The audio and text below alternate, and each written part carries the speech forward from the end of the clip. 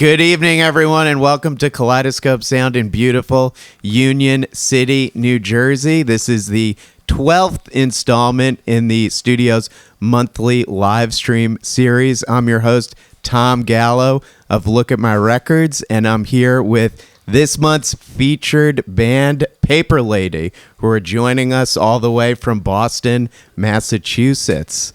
We're going to chat for a little bit, and then Paper Lady is going to be playing their brand new EP, Traveling Exploding Star, in full. And they're also going to play a couple of older tunes as well. Super excited about that. But before we dive into the chat, I'm just going to take a moment to introduce everyone. We've got Alli up front here on lead guitar and vocals. Kenzo over there on the keys. Will on bass. Rowan on guitar. And Alex behind the kit. Paper Lady, how are you doing tonight? We're good, yeah. Congratulations on the new EP, and you also just kicked off a month-long tour. You started the tour off in Providence the other night, and you played right across the Hudson River in Manhattan last night at Heaven Can Wait. How'd those shows go? How's it feel to be out on the road right now? It feels good. It's fun to see bands that we enjoy. We played with Her New Knife last night. We're also playing with an Asbury tomorrow. Yeah, they're awesome. We're doing like a little 3-day run with Her New Knife, so that's like super exciting. We played with them a while ago, but it's just nice to see them again. We've been listening to their like recent release a lot, so it's cool to see them again and like do a little run with them as well, like in the middle of our like tour. Cool, yeah, it's great to buddy up with another band for a string of dates. Before we dive into your EP and your story, we were talking just before we went live that Will has a great Kenzo shirt on. Yeah. If we could zoom into that there. That's the keyboardist Kenzo on Will's shirt there. So you could see his face there for reference. So tell me about that shirt and how can I get one? Because I've only known Kenzo for like 30 minutes, but I just love his aura and great positive aura. Attitude in this band, I feel like. Everybody loves that guy. We just thought it would be funny to do. I have like a heat press, and Kenzo was coming over to my and Will's place, and I was just like, this would be funny to do. What if we made 2 shirts with Kenzo's face on them, and then we wore them around him and waited until he noticed? So we did that, and then he just didn't like really notice. Nice. I didn't notice either because his face is very like, it's got a scarf on first of all, and then it's a bit kind like mysterious. Yeah, it's very. That's good though. It's a great shirt. Good look for Kenzo. We've talked about printing shirts like as merch with Kenzo's face on it for like a really long time at this point. I'm glad it happened. Yeah. In addition to this great new EP, great Kenzo themed merch. So I want to talk about all about this great new EP, but just to backtrack a little bit, I read that you all attended Berkeley, the music school in Boston, and that's how you all connected and met and started playing music together. Anything in particular that you remember about your origin story or about first coming together to play music? How did it happen? I think Will and I met the like first week of college because we were in like a Facebook group together or something, and then we were talking about like what music we liked, and then we saw each other in like the cafeteria or something. We just like walked right up to each other and we're just like, hey, we're friends now. So now it's been like 5 years. And then Kenzo and I became friends at a party probably, or like knew people through each other and stuff. And yeah, that's probably like the start of like, yeah, that was like freshman year of college. Alex and I went to high school together in Los Angeles. Roping in a high school buddy. Cool. Yeah. And he's like the best drummer I know, so. Staring into his eyes while you say that. Originally, Rowan's like an audio engineer. He and, well, everybody in the band is like mixed all of the stuff. But even before, like, we were together as a live band for Paper Lady, Rowan was helping me mix, like, just music that I was writing. And then I was like, what if you were in Paper Lady? And he was like, yeah. Yeah, what if I was? Yeah. Now I am. This project has definitely evolved. The sound of the project has evolved since the first couple of releases you released in 2019. I know you originally collaborated with a guy named Pierce Gronick, who is in the band Lonely Pirate Committee. Yeah. Right? Yeah. So how did you two first connect? And, you know, it seems like at least the way songwriting is done in this band now has kind of changed significantly since those early days. So Yeah. how did it first start your collaboration with him, and then how did it evolve to get to where it's at now? It was also freshman year of college, actually. But we lived on the same floor as one another, and I don't even really remember how exactly we met. It was just like we were around. Or no, it was through Will. Yeah. I was friends with Pierce in like 2017. We did like the Berkeley summer program together. Yeah. So I was friends with them, and then Alli and I became friends, and it was kind of a mesh. Yeah, one time. No, I remember now. Will was hanging out in my room, and then I was like going upstairs, and then Pierce was like in the lobby or something in like our dorm building, and I went up to him. I'm like, you know Will, right? Well, like, we're hanging out in my room. You should come hang out in my room. So then he came up, and then we were just like bonding over like dream pop bands, I guess, like the Sundays and like Broadcast and Stereo Lab and things like that.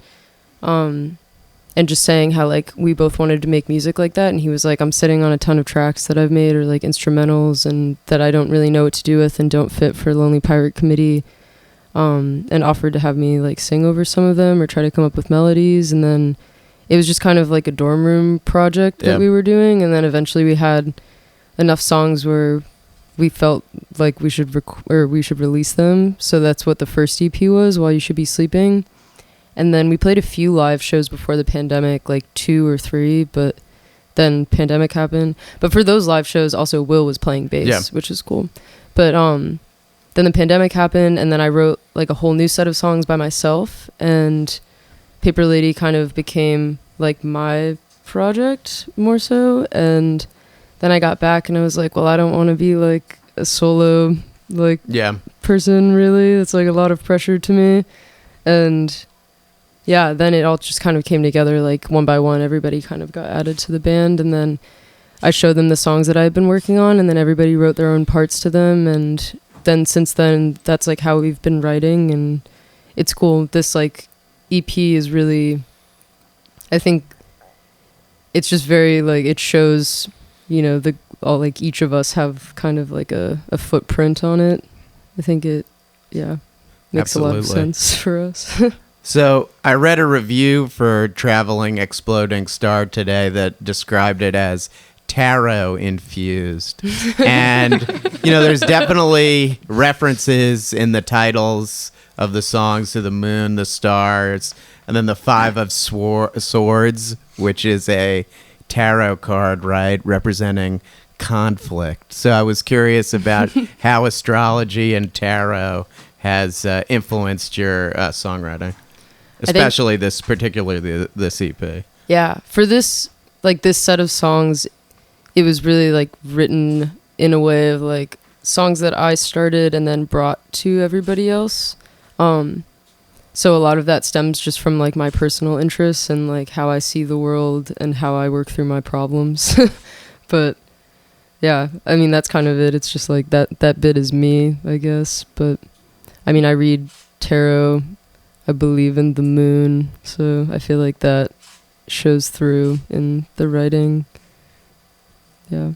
Yeah, and you recorded this EP last summer with Charlie Dalkey at the Ashlawn Farm. What was that experience like for the band, and how long were you recording? Did you take like a week or a couple of days, and what do you remember about the sessions? We did like a 4-day, we were on tour last summer as well, and we stopped in the middle of it on the farm for like 4 days to record the songs. But we just like recorded most of them live, like the basics at least live off the floor, and then we did like a bunch of overdubbing over that. Yeah. It was a lot of fun. We like had our friends in this group called Digital Awareness, and they do like kind of like video synthesis and stuff like that, but they had been on tour with us, so they came along and kind of like filmed the whole thing. So we'll be putting some of that out soon. Oh, that's exciting. That's super exciting. Sorry, I don't know if I was supposed to announce it.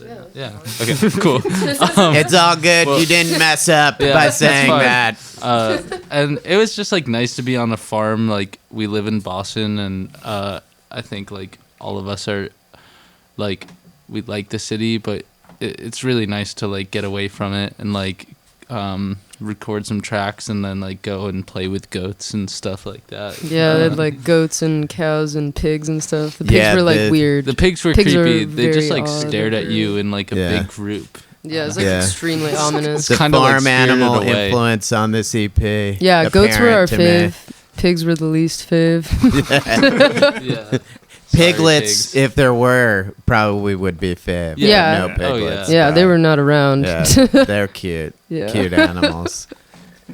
So the overall sound of this EP definitely, leans into shoegaze and dream pop. And I know we were talking about this a little earlier, except the middle track, To the Moon, which is kind of like a reprieve from that sound. It's kind of a little more pared back, and it kind of has a little bit of country in there too. And I really like how there's kind of this like change in the middle of the EP. It kind of breaks up the EP into two halves. So I was wondering what was your intention with that? Was that like a conscious thing that you wanted to do to kind of separate the two to the EP into halves like that? And why didn't you think, or what was the reasoning behind maybe not making that song sound more dreamy or shoegazy and kind of leaving it as it was, which sounds great, by the way. Yeah. Well, I think to speak to like the second half of that question, the way that we write, at least when it's like the system of like I'm bringing a song and showing it to everybody, is like I'll bring the song, I'll tell them what it's about, and I'll just like explain like how I want it to feel, I guess. Yeah. And it was pretty immediate when I played that song. We weren't even really like sure if we were gonna do it in Paper Lady, but we needed a longer set, and it was like further back at the beginning of us playing together. And I was like, well, I have this song, but it's kind of cheesy, and I don't really like totally know where it should go, like what direction it should go in. And then as soon as we all started playing together, it just immediately went straight there, which is funny because it's so outside of everything else that we did. Totally. But it felt really like correct, and I think that all of us were just like, yeah. That's like the song. That's what it was supposed to sound like the whole time. It wasn't super like conscious, but I think that it just makes sense to all of us, to our hive mind. We're like, yeah, okay, that's it. That's the song. I like to think that we don't like the direction of the songs that we do aren't like super intentional to like, oh, we're gonna make this one like a shoegaze song and stuff like that. Like we just kind of sit around and like I'll listen to the music and just like kind of play what comes out. So I don't know if there was like a conscious like let's make like a different song or like a country song. We were just kind of like playing along. It came out that way, and then we were just like, this is different. Like, When it comes to the order, though, I don't know. What do you think? Like, I think that Swan Song and Violet felt very much like they had to be the first and last song. yeah, And that's true. I think it was kind of influenced by our live set, because it's kind of how we do it. Like, start off Swan Song, maybe play like Five of Swords sooner in the set, and then near the end play Starcross and Violet. And I think it just happened to fall in the middle of that. Yeah, it just kind of felt the best that way. And I think like looking back, it's kind of fun to have like this type of just like middle track that's like completely different from all the others.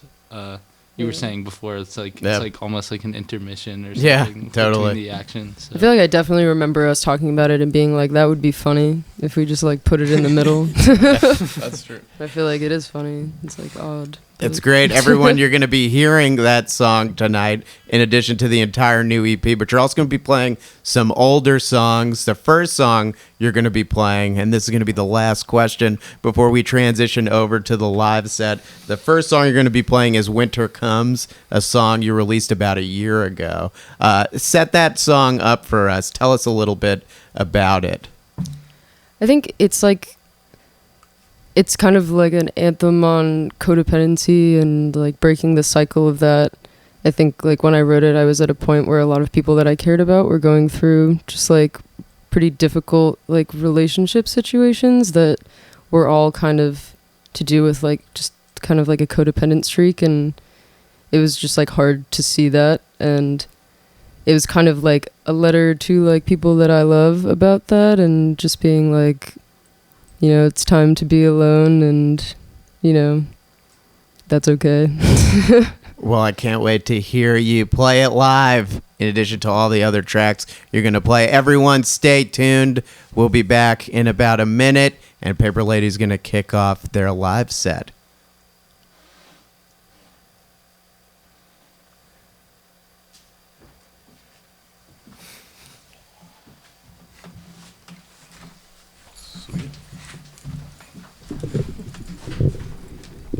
Oh, thank you. Yeah, thanks, man. That was awesome.